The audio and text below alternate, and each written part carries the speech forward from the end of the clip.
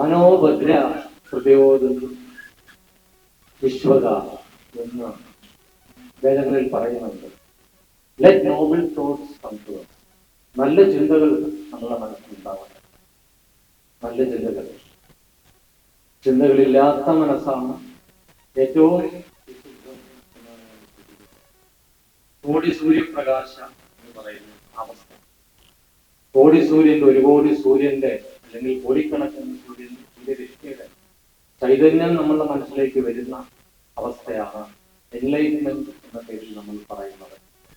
എന്താണ് ആ അവസ്ഥ? ചിന്തകളില്ലാത്ത മനസ്സിൽ. എത്ര നേരം നമുക്ക് ചിന്തകളില്ലാതെ ചിരിക്കാനാവും? നമുക്ക് ഓരോന്നും ഓരോ അവയവങ്ങളെ കുറിച്ച് നമുക്കറിയാം. കണ്ണ്, ശരീരത്തിലെ ഓരോ അംഗങ്ങളെ കുറിച്ച് നമുക്കറിയാം. പക്ഷെ ഇല്ലാത്ത ഒന്നിനെ കുറിച്ച് ഓർത്താണ് ജീവിതം മുഴുവൻ ഒരുപക്ഷെ ചിന്തകൾ നമുക്ക് കാണാൻ കഴിയുന്നില്ല. ശരീരത്തിലെ ഓരോ അവയവങ്ങളും നമുക്ക് കാണാൻ കഴിയും. മനസ്സില്, ചിന്തയില് ഒരാളെ ഉപദ്രവിക്കണം എന്ന് ചിന്തിച്ച് ഉപദ്രവിക്കുമ്പോൾ മാത്രമാണ്, ആ പ്രക്രിയയിലൂടെ മാത്രമാണ്, ആ കർമ്മത്തിലൂടെ മാത്രമാണ് നമുക്ക് അത് മനസ്സിലാക്കാൻ കഴിയും. അപ്പൊ ആ ചിന്തകളില്ലാത്ത മനസ്സ്, ആ ശൂന്യമായ മനസ്സിന്റെ അവസ്ഥ ഉണ്ടാകുവാൻ ജപം, ഏറ്റവും പ്രധാനം ജപമാണ്. ജപാൽ സിദ്ധി എന്നാണ് പറയുന്നത്. ജപത്തിലൂടെ ഒരേ മന്ത്രം മാത്രം ഉരുവിട്ടുകൊണ്ട് ഉള്ള ജപത്തിലൂടെ ഒരുപക്ഷെ ചിന്തകളെ അകറ്റാൻ കഴിയും. അല്ലെങ്കിൽ കുറേശ്ശെ നമ്മൾ അടുത്ത ചിന്ത എന്ത് എന്ന് മനസ്സിൽ തന്നെ ചിന്തിച്ചുകൊണ്ടിരുന്നാൽ, ആ ചിന്തകളെ ശ്രദ്ധിച്ചുകൊണ്ടിരുന്നാൽ, ശ്രദ്ധ എന്ന വാക്കിന്റെ ചെറിയ വാക്കിന്റെ ഏറ്റവും വലിയ അർത്ഥം അവിടെയാണ്. എന്താണ് ശ്രദ്ധ? ശ്രദ്ധാപൂർവം നമ്മളുടെ ചിന്തകളെ നോക്കിക്കാണുക. ഇവിടെ ഈ പ്രസംഗം കൊണ്ട് നമ്മൾ ഉദ്ദേശിക്കുന്നത് മാത്രമാണ് മനസ്സിനെ ശുദ്ധീകരിക്കുക. ഈശ്വര ചിന്തയിലൂടെ ഒരു രാമായണ മാസക്കാലം രാമചിന്തയിലൂടെ, ആ കഥകളിലൂടെ നമ്മളുടെ മനസ്സിൽ വിശുദ്ധി, സുഖം ഉണ്ടാകുക. രാമ കഥകൾ എല്ലാവർക്കും അറിയാം. രാമായണ കഥകൾ പലതരത്തിലുണ്ട്. പക്ഷേ ഒരുപക്ഷെ നിങ്ങൾക്ക് അറിയാത്ത ഒന്ന് രണ്ട് കഥാപാത്രങ്ങളെ ഞാൻ എന്റെ അറിവിലൂടെ പറഞ്ഞു തരാനായിരിക്കും. ശ്രീരാമദേവന്റെ ഭഗവാന്റെ സഹോദരിയെ കുറിച്ച് അറിയും. ശാന്തയെ കുറിച്ച് വളരെ കുറച്ച് പേർക്ക് ഒരുപക്ഷെ അറിയാം, അല്ലെ? ദശരഥന്റെ ആദ്യ കുട്ടി ശാന്ത വൈകല്യങ്ങളോടുകൂടി, ഇപ്പൊ നമ്മൾ പറയുകയാണെങ്കിൽ എന്താണ്, ഡിഫറൻറ്റ്ലി ഏബിൾഡ് ആയിട്ടാണ് ജീവിച്ചത്. ഒരു പുത്രൻ ഉണ്ടാവണം, രാജ്യം സംരക്ഷിക്കാൻ പുത്രൻ വേണം എന്നുള്ള ദശരഥന്റെ ആഗ്രഹം നിലനിൽക്കട്ടെ തന്നെ ഇങ്ങനെ ഒരു പുത്രയെ കിട്ടിയപ്പോൾ ഒരുപാട് ദുഃഖിച്ചു. ഒരു മാർഗവുമില്ലാതെ അവസാനം അംഗരാജ്യത്തെ രാജാവിന് രോമപാതൻ, പിന്നീട് ലോമപാതൻ എന്ന് പറയുന്ന രാജാവിന് ദാനം ചെയ്യുകയാണ്. അദ്ദേഹം പക്ഷെ രണ്ട് കൈകളും നീട്ടി ശാന്തയെ സ്വീകരിച്ച് പരിചരിച്ച് അസുഖം മുഴുവൻ മാറ്റി. അങ്ങനെ ഇരിക്കുമ്പോഴാണ് അംഗരാജ്യത്ത് കൊടും വരൾച്ച ഉണ്ടായി. നമ്മൾ ഇവിടുത്തെ സിനിമയിലൂടെ കണ്ടിട്ടുണ്ടാവും, വൈശാഖി സിനിമയിലൂടെ കണ്ടിട്ടുണ്ടാവും. അംഗരാജ്യത്ത് കൊടും വരൾച്ച ഉണ്ടായപ്പോൾ സ്ത്രീയുടെ നാദവും ഗന്ധവും അറിയാത്ത മുനികുമാരൻ വന്ന് യാഗം ചെയ്യണം. അതാരാണ്? വിശ്വസകൻ, വിഭാണ്ഡകന്റെ മകനാണ്. ഉത്തമ യോഗിയാകണം എന്ന് ആഗ്രഹിച്ച് വിഭാണ്ഡകന് മേനകയിലൂടെ അത് നഷ്ടപ്പെട്ട് ഒരു മാൻപേടയിലൂടെ യശസ്സനുണ്ടായി. പക്ഷേ വാശിയായിരുന്നു അദ്ദേഹത്തിന്. തന്റെ മകനെ തനിക്ക് കിട്ടാതെ പോയ ആ സൗഭാഗ്യം കിട്ടണം, ഉത്തമ ഋഷിയാകണം എന്നുള്ള ആഗ്രഹത്തിൽ വളർത്തി വരുമ്പോഴാണ് ലോമപാത മഹാരാജാവ് ദാസികളെ വിട്ട് ഇവിടെ ആകർഷിച്ചു കൊണ്ടുവരുന്നത്. പക്ഷേ പഞ്ചാരി സിനിമയിൽ ഒരു തെറ്റുണ്ട്. യാഗം ചെയ്യണമെങ്കിൽ യജമാനും യജമാന പത്നിയും വേണം. സിനിമയിൽ യജമാനൻ മാത്രമാണ് യാഗം ചെയ്യുന്നത്. ഞാനും ആ സിനിമയിൽ സഹസംവിധായകനായിട്ട് വർക്ക് ചെയ്തിട്ടുണ്ട്. എനിക്ക് അറിയില്ലായിരുന്നു.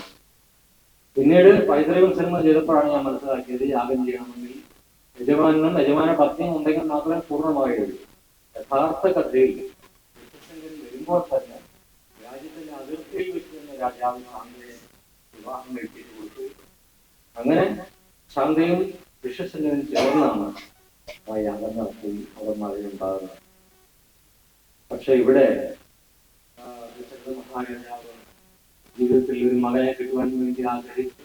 അവസാനം പുത്രകാമേഷ്ടി യാഗം ചെയ്യാൻ തീരുമാനിച്ചു. പുത്രകാമേഷ്ടി യാഗം ചെയ്യാൻ തീരുമാനിച്ചപ്പോൾ ആര് വേണം? ഋഷ്യശൃംഗൻ വന്ന് യാഗം ചെയ്യാം. അപ്പോൾ യജമാന പത്നിയും വേണം. അപ്പോൾ ഋഷ്യശൃംഗനും വരണം, ശാന്തയും വരണം, സ്വന്തം മകളും വരണം. അങ്ങനെ ഋഷ്യശൃംഗനും ശാന്തയും വരുമ്പോൾ രാജ്യം മുഴുവൻ അച്ഛനും അമ്മയും ദശരഥനും കൗസല്യയും ഒക്കെ ചേർന്ന് സ്വീകരിക്കുക. മകളുടെ കാൽക്കൽ വീണാണ് നമസ്കരിക്കുന്നത്. യജമാന പത്നിയാണ്. അങ്ങനെ പുത്രകാമേഷ്ടി നടത്തി മകനുണ്ടാകുന്നത്. അല്ലെങ്കിൽ പ്രസാദം പങ്കുവെച്ച് ശ്രീരാമ ഭഗവാൻ ഉണ്ടാകും. അവിടെ കൊണ്ടും കഥ തീരുന്നില്ല. ദശരഥ മഹാരാജാവിനൊരു ശാപം ഉണ്ടായി. എന്താ അറിയാമോ? മരിക്കുന്ന സമയത്ത് മക്കൾ ആരും കൂടെ ഉണ്ടാവില്ല. അതായത് ആൺമക്കൾ ആരും കൂടെ ഉണ്ടാവില്ല. അതൊരു വലിയ വ്യസനമാണല്ലേ. ആ ദുഃഖത്തില് രാമാരാമാന്ന് വിളിച്ച് കരഞ്ഞ് ഇങ്ങനെ കിടക്കുമ്പോ അവിടെ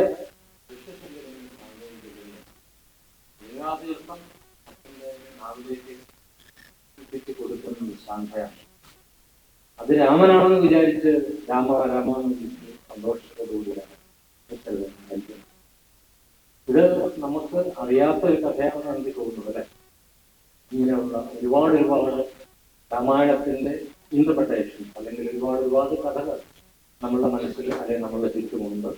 നമ്മൾ മനസ്സിലാക്കണം. ഈ മനസ്സിലാക്കലുകളിലൂടെ ഒക്കെ ഒരു കാര്യം വ്യക്തമാണ്.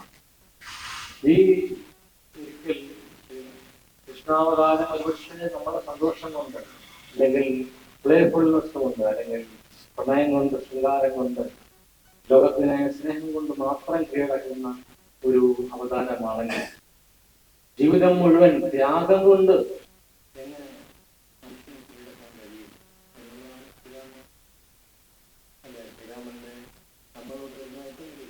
ഇത്രയും ത്യാഗം അനുഭവിച്ച ഒരു അവതാരമില്ല.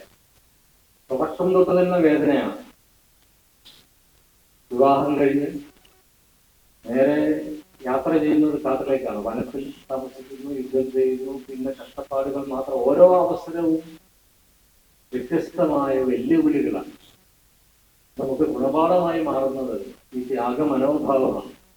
ജീവിതത്തിൽ നമ്മൾ നേരിടുന്ന ഓരോ മുഹൂർത്തങ്ങളെയും എങ്ങനെ ആത്മസംയമനത്തോടുകൂടി ത്യാഗ മനോഭാവത്തോടുകൂടി നമുക്ക് എങ്ങനെ നേരിടാൻ കഴിയും, ജീവിതത്തിൽ വിജയിക്കാൻ കഴിയും.